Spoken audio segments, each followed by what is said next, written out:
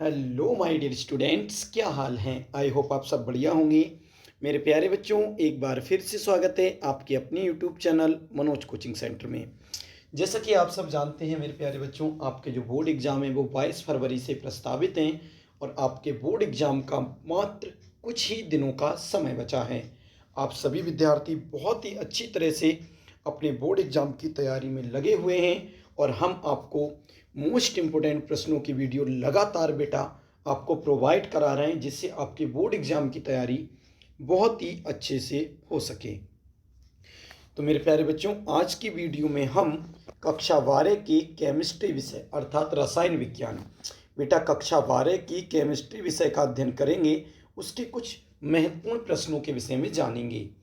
आपको मैं लगातार बेटा बस कुछ ही दिनों में पूरी केमिस्ट्री की तैयारी करा दूंगा। उसके बाद में फिजिक्स की और इसी प्रकार सभी चैप्टर की, सभी सब्जेक्ट की आपकी तैयारी आपको यूट्यूब के माध्यम से करा दी जाएगी।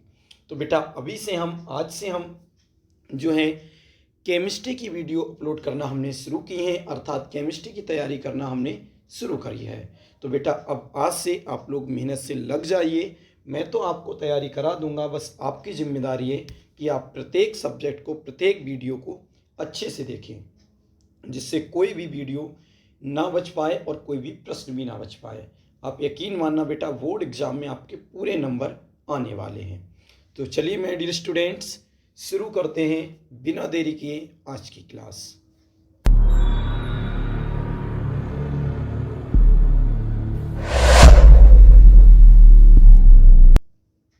देखिए मेरे प्यारे बच्चों, सबसे पहला जो प्रश्न है, आप जो हैं बेटा इन प्रश्नों के नंबर पे ना जाएं, ठीक है। प्रश्न देखें और उसका आंसर देखें। तो मेरे प्यारे बच्चों, पहला प्रश्न है, प्रोटीन क्या है। मानव शरीर के लिए प्रोटीन की क्या उपयोगिता है।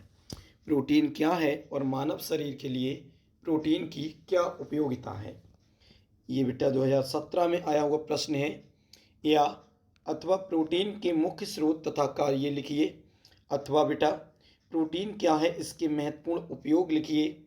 अथवा प्रोटीन क्या होते हैं, इसके प्रमुख स्रोत लिखिए। प्रोटीन की प्राथमिक संरचना लिखिए।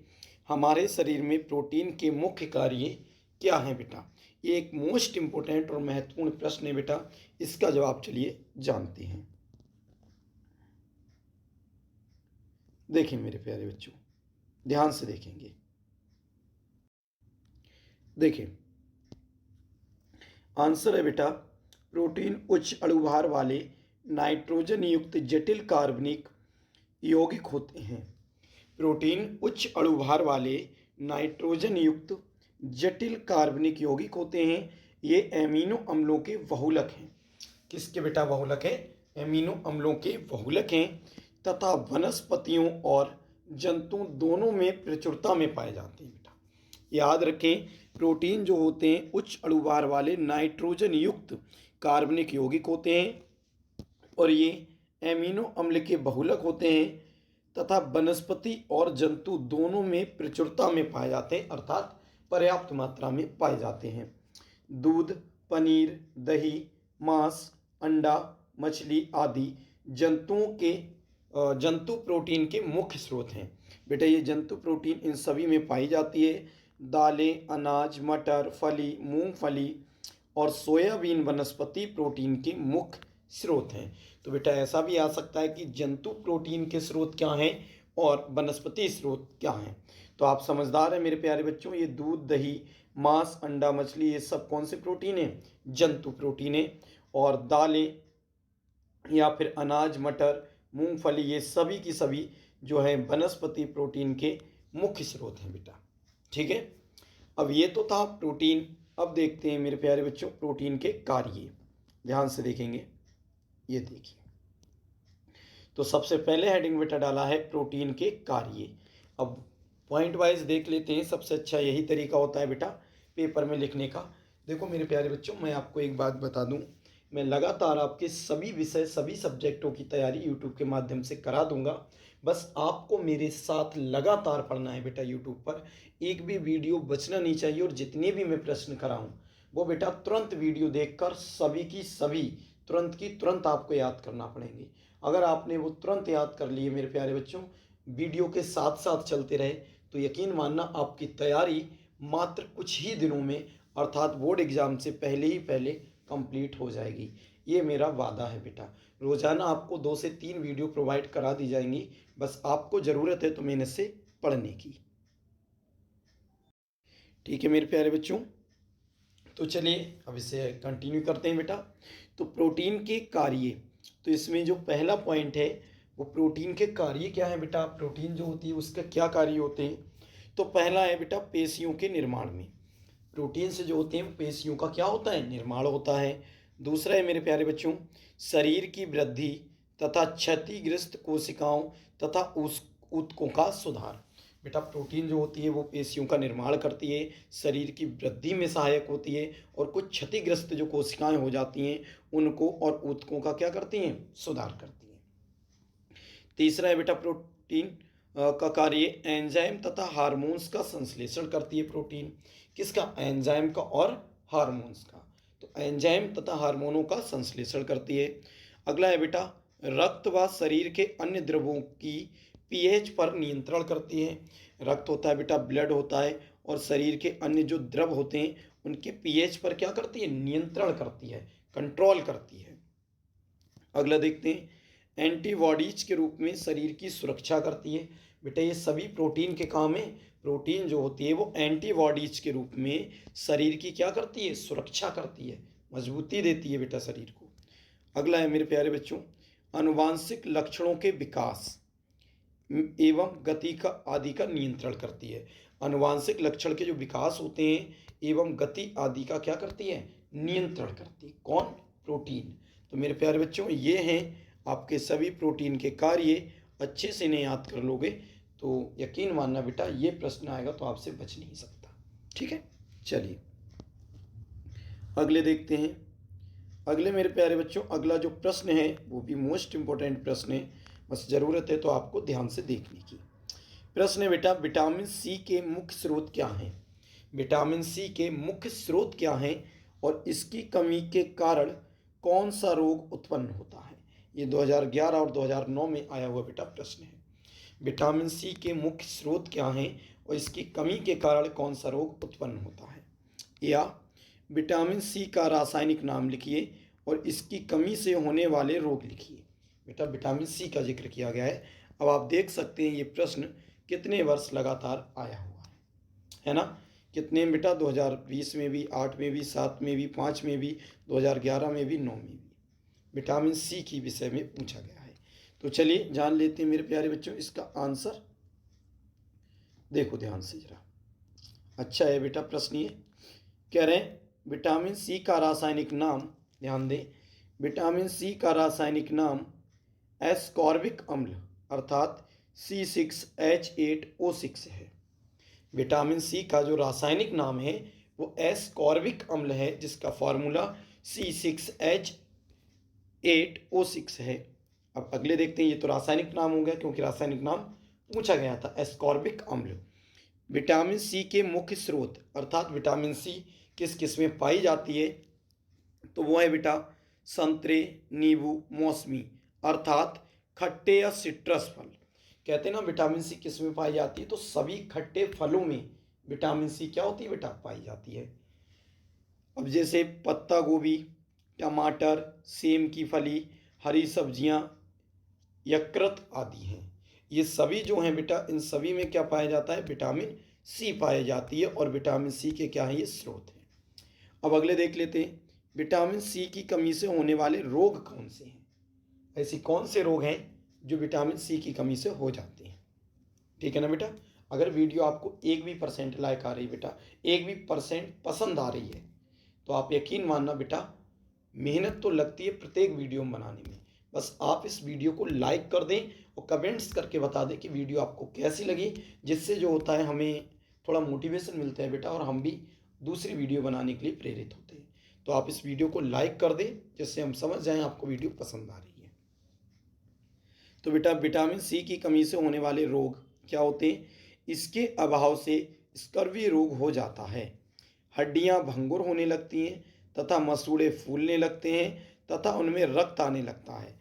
मसूड़े फूल जाते हैं तो उनमें क्या आने लगता है बेटा, रक्त, ब्लड आने लगता है, तथा दांत क्या करने लगते हैं, गिरने लगते हैं। किसके कारण, बताओ मेरे प्यारे बच्चों, विटामिन सी की कमी के कारण। या विटामिन सी नहीं है तो इतनी परेशानी हो सकती है, स्कर्वी रोग हो जाएगा, हड्डियां भंगुर हो जाएंगी, कमज़ोर हो जाएंगी, मसूड़े फूल जाएंगे और उनमें क्या आने लगेगा, रक्त आने लगेगा, खून आने लगेगा और उसके बाद क्या होने लगेंगे, दांत गिरने लगते हैं। आया बेटा समझ में? चलिए अगले बढ़ते हैं। अगले हैं मेरे प्यारे बच्चों प्रश्न, विटामिन ए तथा विटामिन डी के क्या स्रोत हैं। अब दो विटामिनों की बात हो रही है यहाँ पर। विटामिन ए तथा विटामिन डी के क्या स्रोत हैं, शरीर में इनकी कमी से कौन सी बीमारियां हो सकती हैं। बेटा विटामिन ए और विटामिन डी के क्या स्रोत हैं, विटामिन ए और डी किस में पाए जाते हैं और शरीर में इनकी कमी से कौन सी बीमारी हो सकती है। ये बेटा 2008 और 2016 में आया हुआ प्रश्न है। या फिर मानव शरीर में विटामिन डी के महत्व को समझाइए। मानव के शरीर में विटामिन डी का क्या महत्व है, इसके विषय में लिखिए बेटा। और ये आपका प्रश्न 2009, 2008, 2005 में आया हुआ प्रश्न है बेटा। तो चलिए जान लेते इसका जवाब। देखिए मेरे प्यारे बच्चों, बढ़ते हैं इसके जवाब की तरफ। देखो ए और डी की बात हुई थी बच्चों, तो ए और डी के विषय में ही हम जानेंगे। सबसे पहले बेटा उत्तर में विटामिन ए के प्रमुख स्रोत निम्न हैं कि विटामिन ए किस में पाई जाती है। तो बेटा कह रहे हैं मछलियों का यकृत तेल, मछलियों का जो तेल होता है यकृत तेल होता है, जैसे कॉड लीवर ऑयल, मांस, अंडे, दूध, मक्खन, पालक, गाजर, कद्दू, पपीता, आम आदि। तो इतनी बेटा जितनी भी चीज़ें हैं ये मांस, अंडे, दूध, मक्खन, पालक, गाजर, पपीता, आम आदि, इन सभी में जो पाई जाती है मेरे प्यारे बच्चों, वो कौन सी पाई जाती है, तो आप कहेंगे विटामिन ए पाई जाती है। कौन सी पाई जाती है मेरे प्यारे बच्चों, विटामिन ए। और ये विटामिन ए के स्रोत हैं। ठीक है, चलिए अगले देखते हैं। ये तो हो गए बेटा विटामिन ए के स्रोत। अब देख लेते हैं विटामिन डी के विषय में। तो कह रहे हैं विटामिन डी के स्रोत देख लेते हैं, सूर्य का प्रकाश, दूध, मक्खन, अंडे, मांस, मछली के यकृत का तेल आदि। तो बेटा ये जितनी भी चीज़ें हैं, जैसे सूर्य का प्रकाश में विटामिन डी अच्छी तरह से मिलती है, आप सब लोग भली भांति जानते हैं। दूध, मक्खन, अंडे, मांस, मछली के यकृत का तेल आदि, इन सभी में मेरे प्यारे बच्चों विटामिन डी पाई जाती है। अब इसकी कमी से होने वाले रोग जान लेते हैं। तो विटामिन डी की कमी से होने वाले रोग क्या होते हैं, तो होता है बेटा अस्थि रोग, रिकेट्स या सूखा रोग हो जाता है। इस रोग में हड्डियां नर्म, कमज़ोर, लचीली और टेढ़ी हो जाती हैं। विटामिन डी की कमी से कौन से रोग होते हैं, तो इससे होता है बेटा अस्थि रोग यानी हड्डियों का रोग, फिर होता है रिकेट्स या फिर सूखा रोग। तो सूखा रोग हो जाता है, देखा नहीं, अजीब से बच्चे होते हैं, उन्हें कहते हैं कि सूखा हो गया है, तो विटामिन डी की कमी से होता है। इस रोग में हड्डियां कैसी हो जाती हैं, नर्म हो जाती हैं, कमज़ोर हो जाती हैं, लचीली हो जाती हैं और कैसी हो जाती हैं बेटा, टेढ़ी हो जाती हैं। कैसी हो जाती हैं मेरे प्यारे बच्चों, तो हड्डियां जो होती हैं बेटा टेढ़ी हो जाती हैं। किसकी कमी से, विटामिन डी की कमी से। चलिए आई होप आपको समझ आया होगा। चलिए बेटा बढ़ते हैं नेक्स्ट प्रश्न की तरफ। अगला जो प्रश्न है बेटा ये भी मोस्ट इम्पोर्टेंट प्रश्न है। चलिए बेटा इस प्रश्न को अच्छे तरह से हम पढ़ते हैं और ज़रा इसके विषय में जानते हैं। देखें कितना मोस्ट इम्पोर्टेंट प्रश्न है, ये आप भली भांति समझ सकते हैं। कह रहे हैं हम मानव शरीर के लिए प्रोटीन क्यों आवश्यक है। मानव शरीर के लिए प्रोटीन क्यों आवश्यक है, और आप देख सकते हैं this is very very important प्रश्न। वेरी इंपॉर्टेंट प्रश्न है बेटा, 13, 11, 10, 9, 7, 6 में आया हुआ प्रश्न है। मानव शरीर के लिए प्रोटीन क्यों आवश्यक है। देखते हैं बेटा उत्तर। हमारे भोजन के अवयवों में प्रोटीन सबसे महत्वपूर्ण है। हमारे भोजन के अवयवों में प्रोटीन सबसे महत्वपूर्ण है और शरीर की वृद्धि, देखो बेटा प्रश्न में क्या है, मानव शरीर के लिए प्रोटीन क्यों आवश्यक है। प्रोटीन की जरूरत तो मानव के शरीर को पड़ती है ना, तो वो जरूरत क्यों है, इसके विषय में बताना है बेटा। तो बेटा ये जरूरी है क्यों, उसका जवाब पूछा गया है। तो कह रहे हैं हमारे भोजन के अवयवों में प्रोटीन सबसे महत्वपूर्ण है। शरीर की वृद्धि व क्षतिग्रस्त कोशिकाओं और ऊतकों का सुधार करने के लिए, देखो, भोजन शरीर के सबसे महत्वपूर्ण तो प्रोटीन है।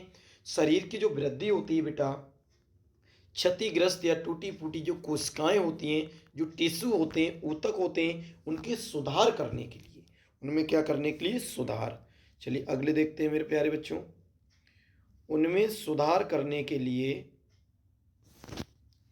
थोड़े से जूम करते हैं, अच्छे से दिखेगा। तो उनमें सुधार करने के लिए शरीर को आवश्यक एमिनो अम्लों की बहुत आवश्यकता होती है। किसकी बेटा?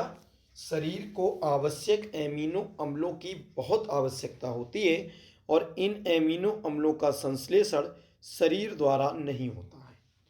इन एमिनो अम्लों का संश्लेषण जो होता है वो शरीर द्वारा क्या होता है बेटा? नहीं होता है। अतः भोजन में प्रोटीन के रूप में अतः भोजन में प्रोटीन के रूप में इन एमिनो अम्लों की उपस्थिति बहुत आवश्यक है। क्या है बेटा?